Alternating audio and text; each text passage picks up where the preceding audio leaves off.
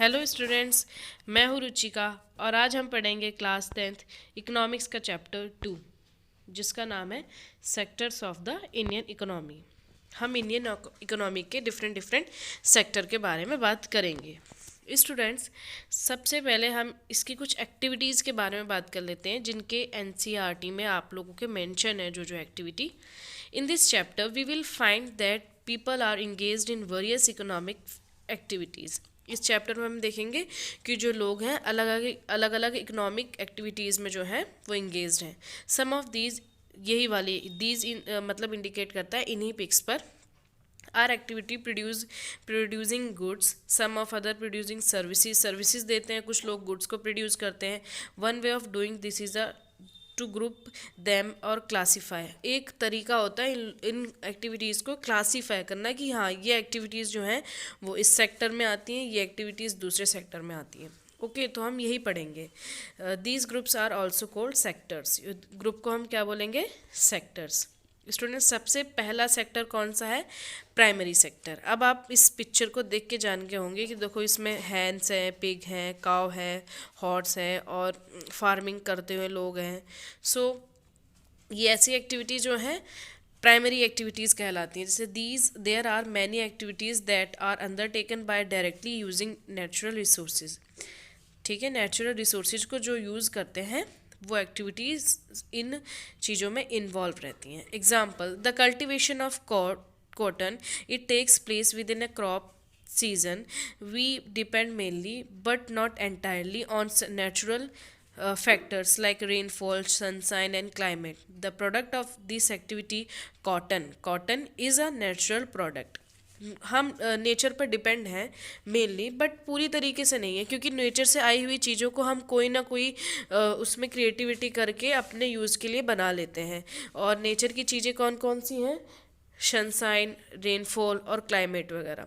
When we produce a good by exploiting natural resources, it is an activity of the primary sector. जो भी जैसे natural sector की primary sector के लिए अगर हम नेचुरल चीज़ों का यूज़ करते हैं, उसकी गुड को हम प्रोड्यूस करते हैं, सो वो प्राइमरी सेक्टर के अंदर आता है। Natural products we get from are agriculture, dairy, fishing, forestry. This sector is also called agriculture and related sector.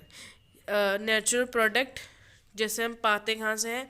हमें डेयरी से मिलता है, फिशिंग से मिलता है, फॉरेस्ट्री और एग्रीकल्चर से हमें नेचुरल प्रोडक्ट मिलते हैं। और इस वाले सेक्टर को हम एग्रीकल्चर और रिलेटेड सेक्टर भी बोल सकते हैं। दूसरा सेक्टर्स क्या है students? Secondary sector. The secondary sectors covers activity in which the natural product are changed into the form of through ways of manufacturing that we associate with industrial activity. देखो, अब हम आते हैं कि कोई प्रोडक्ट है, अब हम उसको इंडस्ट्री में भेज कर उसका गुड बनाएंगे, उसका भी कुछ ना कुछ प्रोडक्ट स्टार्ट कर बनाएंगे। ठीक है, तो सेकेंडरी ना वही प्रोसेस होता है कि नेचुरल चीज़ों को चेंज करना ऐसे फॉर्म में कि उसे हम मैन्युफैक्चर करके अपने लायक हम बना सकें। एग्जाम्पल होता है शुगर केन गन्ना जो होता है वो क्या होता है? एक प्राइमरी सेक्टर से आता है वो, देन उसको हम सेकेंडरी में कैसे भेजते हैं? इंडस्ट्री यानी एक मील में भेजते हैं, एक मशीन में भेजते हैं, उसका शुगर बनाते हैं और गुड़ बनाते हैं। ठीक है, वी कन्वर्ट अर्थ में हमारे ब्रिक्स होते हैं और मतलब बेक्स वुड्स होते हैं, नेचुरल सब्सटेंस है। इनको हम कैसे मैन्युफैक्चर करके अपने हाउस बनाते हैं, बिल्डिंग्स बनाते हैं। ठीक है, in this the next step after primary, ये नेक्स्ट स्टेप है आफ्टर प्राइमरी के। secondary, with the different kind of industry that come up, it is also called industrial sector. industrial sector भी बोलते हैं। देन आते हैं टेरिशरी सेक्टर। टेरिशरी सेक्टर बहुत बड़ा सेक्टर है, ये भी मतलब बहुत ही बड़ा है। These are activities that help in the development of the primary and secondary sectors. These activities by themselves do not produce a good, but they are an aid or the support of for the production of process. ये जो है primary और secondary के बाद आती हैं, इनकी activities जो है गुड्स को प्रोड्यूस नहीं करती, लेकिन उनको सपोर्ट करती हैं उनके प्रोसेस में। ठीक है, प्रोडक्शन प्रोसेस में उनको सपोर्ट करती हैं। फॉर एग्जांपल हम देखते हैं कैसे सपोर्ट करती हैं। Goods that are godowns produced in the primary और secondary sector would need to be transported by trucks or train, then in sold in the wholesale and retail shops. At times it may be necessary to store these godowns. देखो ये जो goods होते हैं वो godowns में रखे जाते हैं जहाँ पर प्राइमरी और सेकेंडरी के प्रोडक्ट जो है आते हैं, उनको ट्रांसपोर्ट किया जाता है ट्रक और ट्रेन से। और जब जाएंगे वो प्रोडक्ट्स तो स्टूडेंट कॉमन सेंस की बात है कि किसी ना किसी चीज़ की ज़रूरत होगी, उनको गोडाउंस में रखेंगे, स्टोर करेंगे। तो लाइक दिस ये जो है टेरिशरी सेक्टर की एक्टिविटीज़ हैं। Transport, storage, communication, banking, trade are the some examples of tertiary activities. ये जो सारी मैंने नाम लिए हैं ये सारी एक्टिविटीज़ जो है टेरिशरी सेक्टर की हैं, ठीक है। Since these activities generate services rather than goods, ठीक है, ये जनरेट करती हैं सर्विसेज को, गुड्स को प्रोड्यूस नहीं करती। द टेरिशरी सेक्टर को हम सर्विस सेक्टर भी बोलते हैं। For example we required a teacher, doctor, those who provide personal services such as washerman, barber, cobbler, lawyer, people to do administrative and accounting work, इनको भी हम जो है टेरिशरी सेक्टर में रखेंगे। तो हम अगर नोटिस करें तो हर एक फैमिली में, मोस्टली हर एक फैमिली में जो है कोई ना कोई एक से दो लोग जो है वो टेरिशरी सेक्टर में इन्वॉल्व होता है। टेरिशरी सेक्टर जो है बहुत अच्छा खासा और बहुत वाइड सेक्टर है। और अब हम इन तीनों को कंपेयर करेंगे, ठीक है। The various production activities in the primary, secondary and tertiary, हमने देखो वेरियस एक्टिविटीज़ देखी ना तीनों सेक्टर्स में, produce a large number of goods and services, understand. Also, the three sectors have a large number of people working in them and to produce goods and services. Large मतलब बहुत लोग जो हैं इन तीनों सेक्टर्स में जुड़े हैं गुड्स को बनाने में और उनको सर्विस प्रोवाइड करने में।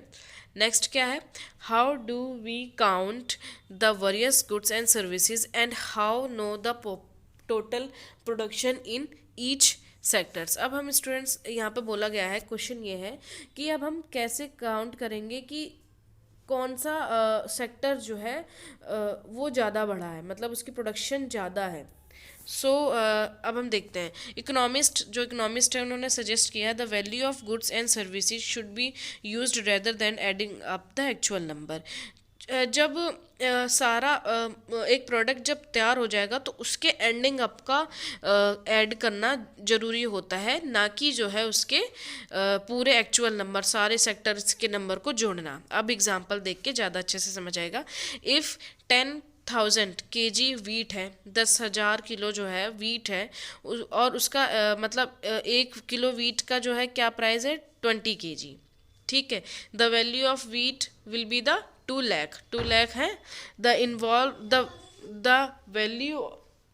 Value of 5,000 coconut at per 15 पर कोकोनट 15 रुपीज़, मतलब 5,000 कोकोनट है जिसमें एक कोकोनट का प्राइस क्या है 15 रुपये, और टोटल क्या हुआ वो 75,000। सो स्टूडेंट अगर हम देखेंगे कि वीट जो है उसने आपकी बुक में अच्छा सा वाइड तरीके से एग्जांपल दे रखा है कि जो उसने वीट जो है फार्मर ने उसको मैन्युफैक्चर को फैक्ट्री वाले को दिया, उसने अपना तेल लगाया और बेकिंग वेकिंग जो भी उसमें यूज़ होता है वो सब लगाया, उसने जो है पैकेट बनाए, ठीक है, बिस्किट का बनाया, तो वो उसका भी अपना निकल आया। और देखो अगर उसने यूज़ किया होगा कि कितना क्या है ये 20 रुपये केजी का है, ठीक है, उसमें 20 रुपये भी ऐड होंगे 1 किलो में, और वो अपने भी जितनी मेहनत उसने अपनी भी लगाई है तो 40 रुपये का शायद एक पैकेट हो जाए, है ना। तो वो इसके भी पैसे ऐड हो गए जितने का वो आया। अब ये थोड़ी कि 18 रुपये का तो उसने ख़रीदा और बेचेगा 15 रुपये में, ये अपना भी तो ऐड करेगा ना उसमें जो है। तो इकोनॉमिस्ट सजेस्ट करते हैं कि उसका जो लास्ट का टोटल आता है ना कि जितने रुपए का वो पैकेट तैयार हुआ है, यानी लास्ट का एडिंग अप जो है वो टोटल प्रोडक्शन को मतलब दिखाता है कि कितनी प्रोडक्शन हुई है। नॉट एवरी गुड और service that we produced and sold need to be counted. कोई भी जो है लास्ट का प्रोड्यूस जो है और गुड्स जो है उसे काउंट करना उचित नहीं रहेगा। It make sense only to include the final goods and services. यही सेंस बनता है कि फाइनल गुड्स और सर्विसेज को हम लोग काउंट करें। The value of final goods already includes the value of all the intermediate goods that are used in making the final goods। देखा मैंने ये बताया ना कि फाइनल गुड्स के अंदर जो है जितने इंटरमीडिएट आए हैं सर्विस सेक्टर तक, वो जो है सारे इंक्लूड होंगे, जो कि फाइनल गुड में एक उसका प्राइस बना देंगे।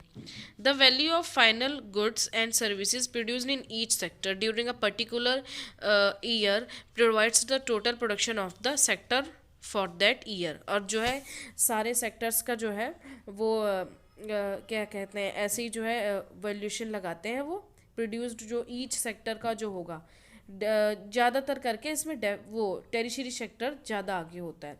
And some of the production in 3 sectors, अब जो है सारे 3 सेक्टर्स का हम वो कर लेते हैं, सम अप कर लेते हैं, और यही सम अप जो है वो जीडीपी कहलाती है हमारी कंट्री की। भैया पूरा सम अप कर लिया, पूरा इक्वेशन तैयार कर लिया कि हाँ ये सेक्टर जो है ज़्यादा बड़ा है, इसमें ये ज़्यादा लगा है और इतने रुपए का ये आया है। सो ये सारा हमने सम अप कर लिया। बहुत लंबा प्रोसेस होता है, इसको अगर डीपली पढ़ना है तो आपके पास गूगल वगैरह है, आप उसमें सर्च करना, बहुत डीपली प्रोसेस है ये। In India, Indian states and union territories collect information relating to total value of goods and services and their prices then estimate the GDP.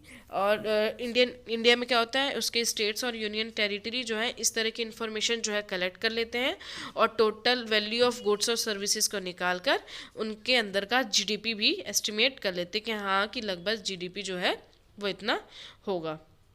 Historical changes in sectors.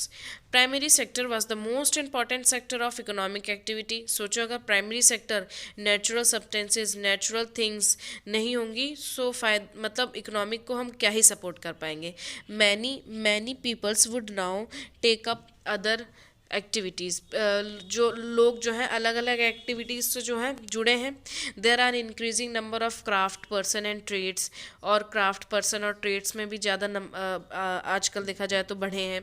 Buying and selling activities increased many times, खरीदने और बेचने वाली activities जो है many times जो है वो बढ़ चुकी हैं। Besides there were also transporter, administrator की भी ज़रूरत होती है, ट्रांसपोर्टर की भी ज़रूरत होती है, आर्मी की ज़रूरत हो रही है। How ever at this stage most of the goods produced were natural substance from the primary sectors and most of the people were employed in this sector. और प्राइमरी सेक्टर से ज़्यादा लोग एम्प्लॉयड हैं, क्योंकि वो नेचुरल प्रोडक्ट्स बनाते हैं। मतलब इसका एक सेंस है, अब हम आगे पढ़ेंगे कि लोग जो है प्राइमरी सेक्टर के साथ इतना ज़्यादा इन्वॉल्व क्यों है और एम्प्लॉयड क्यों है। In past 100 years there has a further shift from the secondary to tertiary in developed country। एक अच्छा खासा शिफ्ट आया है सेकेंडरी से टेरिशरी में। The service sector has become the most important sector in terms of production. Total production के अगर बात करें तो इस टाइम पर जो है सर्विस सेक्टर और टेरिशरी सेक्टर दोनों तो एक ही है ना। सर्विस सेक्टर या टेरिशरी सेक्टर में ज़्यादा चेंजेस आए हैं पिछले 100 साल के अगर डाटा को देखा जाए तो। अब देखो ये चार्ट है ना, ये ग्राफ आपका देख सकते हैं कि इसमें टेरिशरी 40 ईयर्स का है, अप्रॉक्सीमेटली 40 ईयर्स का डाटा दे रखा है, जिसमें जो है टेरिशरी जो है वो कितनी तेज़ी से बढ़ा है। In the year of 2013 and 14 the tertiary sector has emerged as the large producing sector in India and replacing the primary sector. Primary sector को कैसे उसने रिप्लेस किया है। Why is the tertiary sector becoming so important in India? India में tertiary sector इसलिए important है। First, in any country several public facility such as defence, transport, bank, insurance company और hospitals वगैरह अप्लाई, मतलब बहुत सारी चीज़ों की ज़रूरत होती है। पब्लिक फैसिलिटी में स्कूल आता है, म्यूनसिपल कॉरपोरेशन आता है, हॉस्पिटल आते हैं, आपकी बुक में बहुत सारे एग्जांपल दे रखे हैं। सो ये सारी चीज़ें आती हैं नहीं आती, तो ये सब चीज़ें टेरिशरी सेक्टर में ही तो जाती हैं students. These are can be the consider as a basic service. इन मतलब हर किसी को इन बेसिक सर्विसेज की ज़रूरत होती है। In a developing country the government has to take the responsibility for the provision of these और ऑफ दीज सर्विसेज क्या होता है, रिस्पॉन्सिबिलिटी कौन लेता है इन सब चीज़ों की, गवर्नमेंट लेती है। सेकेंड बात क्या होती है, the development of the agriculture and industry leads to the development of the services such as. अब एग्रीकल्चर से ही आगे की डेवलपमेंट होगी, एग्रीकल्चर वहीं तो नहीं रुका रहेगा, वो मील को देगा, मैन्युफैक्चर होगी, फिर वो प्रोडक्ट मार्केट में जाएगा, तो इन सब में ज़रूरत है कि ट्रांसपोर्ट, ट्रेड, स्टोरेज की ज़रूरत तो होगी ही होगी। तो टेरिशरी सेक्टर जो है अपने आप ही आगे बढ़ेगा। तीसरा क्या रीज़न है, third, as income level rise certain sections of people start demanding many more services like eating out, tourism, shopping, private hospital, private school, professional training etc.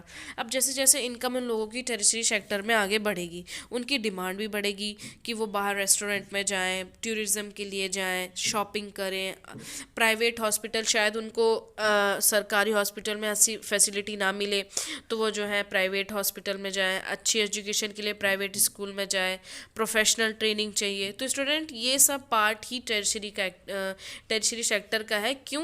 क्योंकि अगर हम आगे डेवलप्ड लेवल का नाम सुनेंगे ना तो वहाँ पर टेरिशरी का नाम जरूर ही आएगा। फोर्थ क्या है, ओवर द पास्ट डिकेड और so certain new services such as those based on the information and communication technology have become important and essential.